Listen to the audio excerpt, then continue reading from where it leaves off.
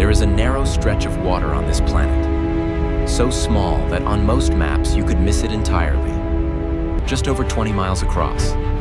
And yet, if it stopped working, even for a short time, the consequences would not stay here. They would spread outward, quietly at first, then all at once.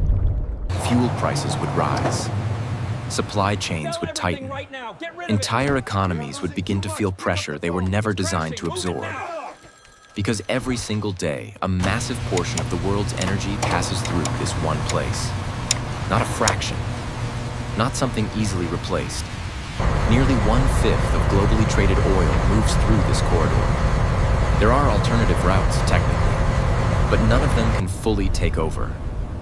Not at this scale, not without disruption. That is why it has a name people remember. They call it the jugular vein of humanity. This is the Strait of Hormuz. But this story does not begin with oil. Long before tankers and trade routes defined its importance, this region already sat at the center of something much larger. Empires moved through here. Ideas crossed these waters. Cultures met, clashed, and reshaped each other over centuries.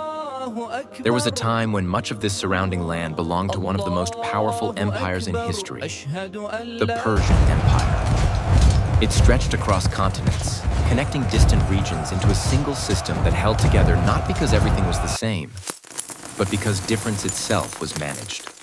Languages, traditions, entire ways of life, all moving within one structure. For a time, it worked. And then, like all empires, it changed. Like it fractured. It disappeared from the map. But something did not disappear. Not the geography. This narrow passage remained exactly where it had always been, between regions that needed connection, between resources and the places that depended on them. Its role did not end. It evolved. On today, everything seems to converge here again. Not armies this time, not empires, but energy, trade, and the fragile systems that hold modern life together. From a distance, this place is often reduced to a single idea, a choke point, a strategic risk, a line that must remain open. But that simplicity does not hold when you move closer. Because beyond the shipping lanes, beyond the routes that carry the world's energy, there are places that follow a completely different logic.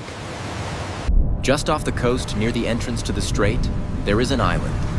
It does not look important at first, but when you arrive there, nothing behaves the way you expect. The ground is the wrong color. The landscape feels almost unfamiliar, as if it belongs somewhere else entirely. Again, and it is there, not in the flow of oil, not in the movement of ships, that the deeper story begins. Just a few miles from the mainland, near the entrance to the strait, lies an island that does not behave the way land is supposed to. From a distance, it looks dry, quiet, but as you get closer, the colors begin to change. The ground turns red, not a faint shade, but deep, saturated, the kind of color that feels almost artificial. Along the shoreline, the sand darkens into metallic tones, black, silver, sometimes streaked with a dull shine that catches the light in unexpected ways. Move inland, and the palette shifts again. Purple ridges, yellow valleys, rock formations layered in tones that do not usually appear together in one place. Nothing here feels neutral. This is Hormuz, a small island positioned just off the coast, directly at the threshold of the Strait of Hormuz. Geologically, it should not look like this, because the island itself is not built like most land. It is a salt dome, a massive body of compressed salt and mineral-rich rock that has been slowly pushing upward through layers of sediment over immense spans of time. What you see on the surface is not stable ground in the usual sense. It is the result of pressure, movement, and ongoing change. The colors are not decoration. They are composition. Iron oxide, hematite, gypsum, minerals exposed and folded together layer by layer, until the landscape itself became a visible record of what lies beneath. Is like a diary of time. And yet, people live here, not many, just a few thousand. For them, this place is not unusual. It is simply where life happens. The red soil, known locally as LARAK, is not just part of the scenery. It is used in cooking, ground down, mixed into sauces, baked into bread. Something that elsewhere would be considered raw material becomes part of daily life. But the same geology that creates these colors also creates a limitation that defines everything else. There is no usable fresh water here. The soil is saturated. The groundwater cannot support basic needs. Every drop of drinking water must arrive from somewhere else, by boat or through desalination. Life here depends on systems that exist beyond the island itself. There are other traces of that dependence. Near on the northern shore, a fortress built centuries ago still stands. Constructed during a period when outside powers recognized the value of controlling this location. Built from the very materials found on the island, and slowly returning to them. Walls eroding, edges softening, as if the landscape is reclaiming what was temporarily taken from it. Hormuz exists in a kind of balance that never fully settles. The ground is still shifting slowly. The climate is changing around it. The surrounding waters are warming, affecting the ecosystems that once extended just offshore.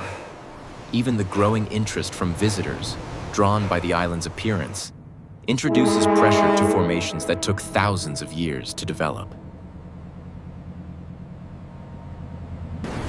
Further along the northern edge of the strait, the landscape expands. What was once a small, isolated island becomes something much larger.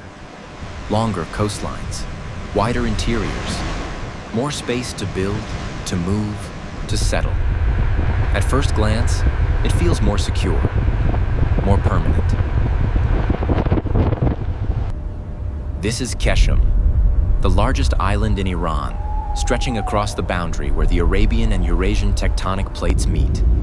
It is a place shaped by compression, millions of years of geological pressure folding rock, shifting layers, and exposing structures that usually remain hidden beneath the surface. Here, those hidden layers are visible. Salt domes rise beneath sediment. Canyons cut through ancient formations. Caves extend deep into mineral-rich interiors. One of them, Namakdan, reaches for miles. Its walls lined with crystalline deposits formed long before most life on land existed. This is not just landscape. It is time, made visible. Qeshm is recognized as a geopark, not because it is convenient to preserve, but because the processes that shaped it are still active. The island is not finished. It continues to shift slowly, beneath everything built on top of it. And yet, unlike Hormuz, this is not a small settlement. More than 100,000 people live here. Entire communities, economies, and traditions have developed within a landscape that is, by its nature, unstable. Along the coast, boat builders still construct wooden vessels known as lenche, and they do not rely on blueprints. They work from memory. A knowledge passed down across generations of seafarers who once connected this region to ports across India, East Africa, and beyond. Each boat carries that memory forward. In language here reflects the same history. The dialect spoken on the island contains traces of Arabic, Persian, Hindi, even Swahili. Each layer added over centuries of contact and exchange. Nothing about this place is isolated. Even here, at the edge of the strait, the world has always passed through. But the pressures shaping Qeshm today are different. They are not geological, or at least, not only.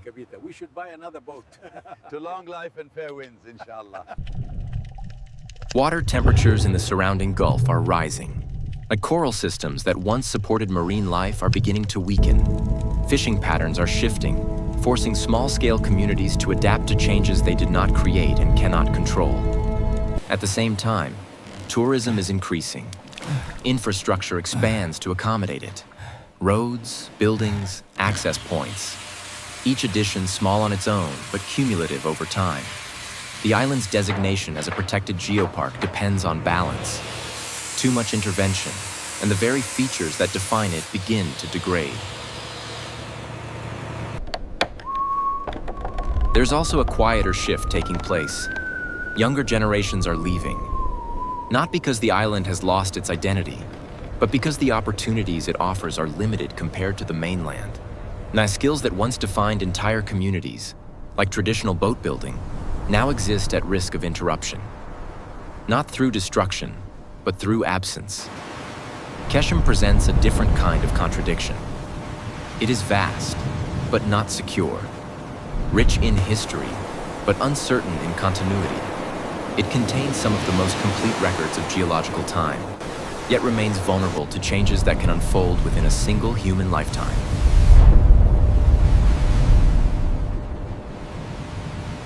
Not every place announces its importance. Some remain in the background, even when they sit close to the center of everything. Just a few miles from the main shipping lanes, where tankers pass in steady, uninterrupted lines, there is a smaller island, rocky, steep, quiet. From a distance, it barely draws attention. This is LARAK. It sits close enough to the route that carries a significant portion of the world's oil, yet far enough to remain largely outside of it. A position that gives it a unique kind of visibility, not through activity, but through observation. From its higher ground, you can see the movement of ships as they pass through the narrow corridor of the Strait of Hormuz. A constant flow, measured, unpredictable, but the most distinctive feature of LARAK does not appear during the day.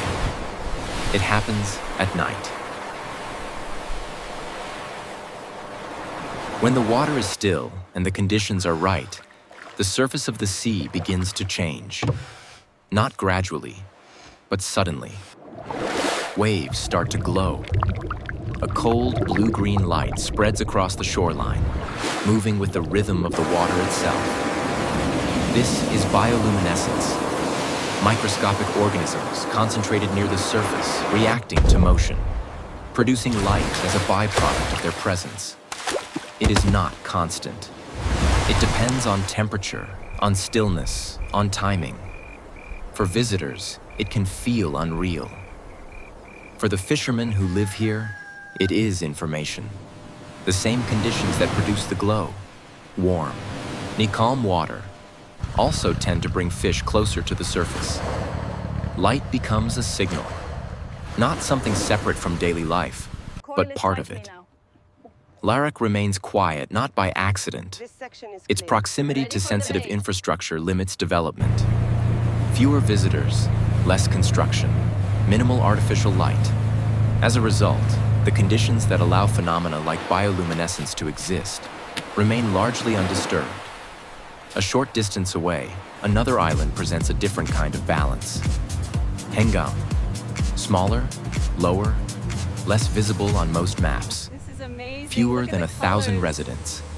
No large roads, no major urban development. At first glance, it appears unchanged. But life here is active in ways that are easy to overlook. Before sunrise, small boats move out across the water. Among them are women, working as fishermen, a practice that remains uncommon in much of the surrounding region.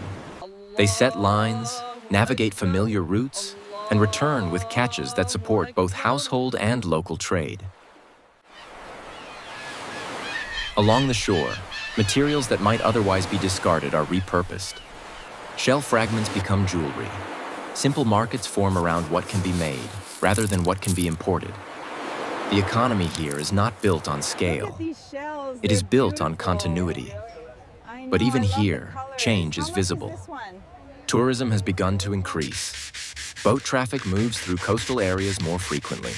And one of the most noticeable effects appears in the behavior of dolphins that inhabit the waters between HENGAM and nearby islands. They surface less often, they keep more distance. Patterns shift. The island itself has introduced restrictions. Access to certain areas is limited, not to control people, but to reduce the impact of their presence. LARAK and HENGAM share something that is easy to miss. They do not dominate the region, they do not define it, but they preserve aspects of it that would otherwise disappear. Places like these exist in a different relationship with visibility. Too much attention, and they begin to change. Too little, and they are forgotten. On between those extremes, they continue, quietly. Further out into the Gulf, the pattern begins to shift. The islands are still there. The heat is still constant. The water still holds the same dense, enclosed warmth. But the way these places are used changes. KISH is one of the clearest examples. From above, it appears almost symmetrical. A coral island rising just slightly above sea level, surrounded by bright, shallow water. It looks open, accessible. Beneath the surface, however, there is an older system at work. A network carved into the ground more than 2,000 years ago. A qanat. It was designed to solve a problem that has always defined life in this region. Water. Rainfall is limited. Surface sources are unreliable. So instead, water was guided underground, filtered slowly through layers of coral and sediment, purified by contact, then collected and distributed. No external energy, no complex machinery, just depth, pressure, and time. For centuries, that system was enough. It supported a population that understood its limits, built around them. But the scale has changed. Today, KISH receives millions of visitors each year. Infrastructure expands to support them. Airports, roads, resorts. All of it built on top of a landscape that was never designed for that level of demand. The contradiction is not hidden. It is structural. The same island that developed one of the most efficient low-energy water systems in its time now depends on modern solutions that require constant input to sustain far greater consumption. Two models of survival, existing side by side, not fully aligned. Elsewhere in the Gulf, another island tells a different version of the same story. LAVAN. Its terrain is flatter, less visually distinct. But what lies beneath it changes everything. The island sits above some of the region's most productive hydrocarbon reserves. And that fact has reshaped its purpose. Before oil, LAVAN was known for something else entirely: pearl diving. Generations of divers worked the waters here, developing skills that allowed them to navigate, locate, and retrieve natural pearls without modern equipment. It was a specialized economy, built on knowledge of the sea. That economy did not decline gradually. It ended. When cultured pearl technology was introduced, the demand for natural pearls collapsed. Across the Gulf, entire communities were forced to adapt. On LAVAN, what replaced it was not similar. It was not a variation of the same work. It was a shift into something entirely different: oil extraction. The island's position, its access to deep water, its geological structure, all of it aligned with the needs of a new system. Infrastructure followed: pipelines, mini storage facilities, refining operations. But today, the landscape reflects that transition. Industrial structures sit alongside open shoreline. In some areas, wildlife still moves through the same spaces, crossing between zones that serve entirely different purposes. For those who live and work here, life follows a different rhythm. Shift schedules, rotations from the mainland, defined zones of activity. The older knowledge of currents, of seabeds, of pearl beds remains, but without a system that requires it. KISH and LAVAN do not represent failure. They represent adjustment. Places that have been redefined by external demand. But that adjustment comes with a cost. It's because when the value of a place is determined from the outside, its internal balance is rarely the priority. And over time, that imbalance becomes visible. Not every place in this region has been reshaped by people. Some remain as they are. Not because they are hidden, but because approaching them comes with a cost. Shidvar is one of those places. From a distance, it looks no different from the others. Low coastline, clear water, light-colored sand. It resembles the kind of island often used to represent isolation or escape. To escape or isolate. But there is a reason no one lives here. The island is home to a dense population of venomous snakes. Not aggressive by nature, but present in numbers high enough that landing without preparation becomes a real risk. Over time, that was enough.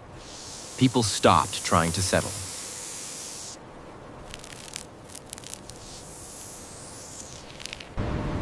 What remained was something rare. An environment that continued without interruption. No construction, no permanent infrastructure, no gradual reshaping to fit human needs. And in that absence, other patterns held. Sea turtles return here each year. They cross long distances, guided by signals that are not visible. Magnetic fields, memory, instinct. They arrive on the same beaches where they were once hatched, lay their eggs, leave again. For that cycle to continue, very little can change. The shoreline must remain accessible. The sand must retain its structure. Light, noise and movement must stay within limits. On Shidvar, those conditions have held, largely because people did not remain. Đường bờ biển phải dễ tiếp cận. But even here, isolation does not mean immunity.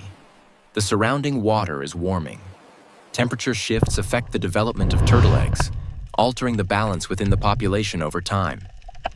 Not immediately, not visibly at first, but steadily. What happens on this island is not separate from what happens elsewhere. It is part of the same system. Across the region, different places show different outcomes. Some adapt through infrastructure, some through restriction, some through absence. And when you look at them together, a pattern begins to emerge.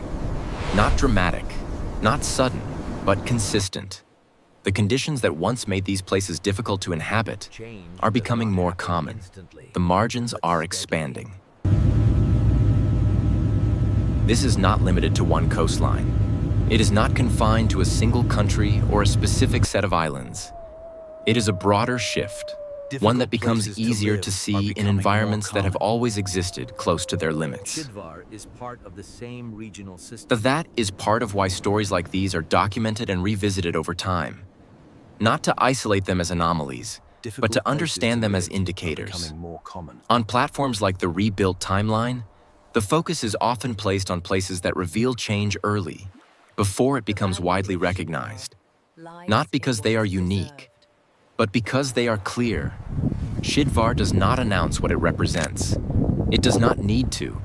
Its value lies in what has been preserved, and in how easily that preservation can be affected by forces beyond its control.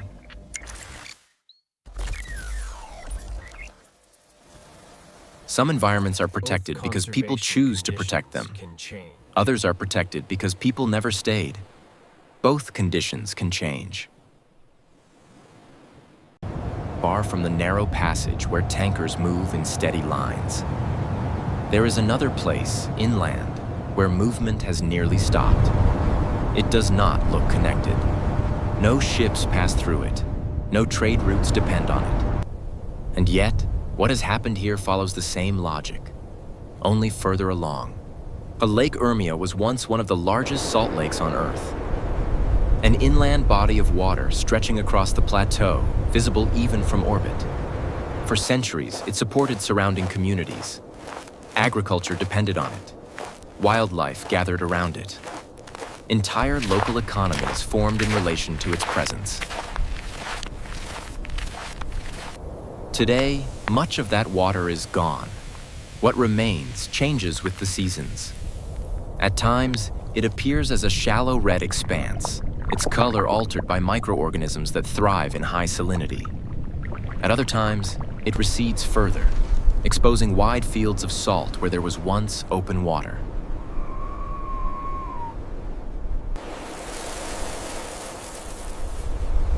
The transformation did not happen all at once. It followed a sequence. Rivers feeding the lake were dammed. Water was diverted for agriculture. Rainfall patterns shifted. Evaporation increased.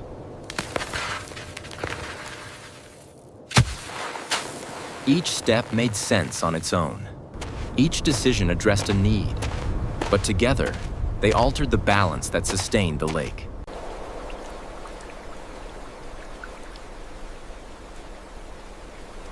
As the water level dropped, salinity increased.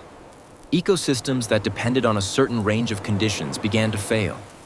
Brine shrimp populations declined. Birds that migrated here in large numbers found fewer resources. The system did not collapse instantly. It thinned, then fragmented, then lost its ability to recover. Attempts have been made to restore it. Water has been redirected, policies adjusted.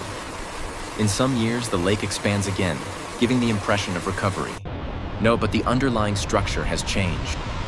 Some processes cannot be reversed once they pass a certain point. Lake Urmia is not unique in this trajectory. Other inland seas have followed similar paths. What makes it significant is how clearly the process can be seen. There is no ambiguity, no need to interpret subtle signals. The change is visible. When placed alongside the islands along the Gulf, Hormuz, Qeshm Island, LARAK, HENGAM, KISH, LAVAN, Shidvar, a broader picture begins to form. Different environments, different pressures, but a shared outcome. Each place exists within limits. Water availability, temperature ranges, ecological balance. When those limits are approached slowly, adaptation is possible. When they are crossed, the system begins to shift into something else. From a distance, it is easy to see these as separate stories. A strait that carries energy, islands shaped by geology, a lake that is disappearing.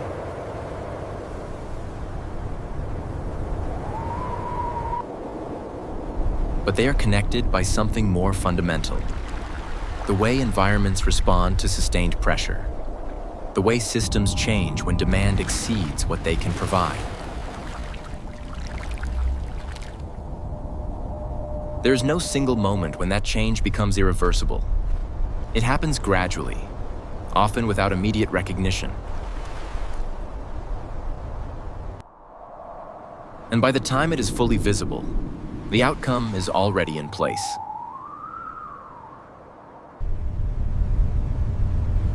What is seen here is not an exception.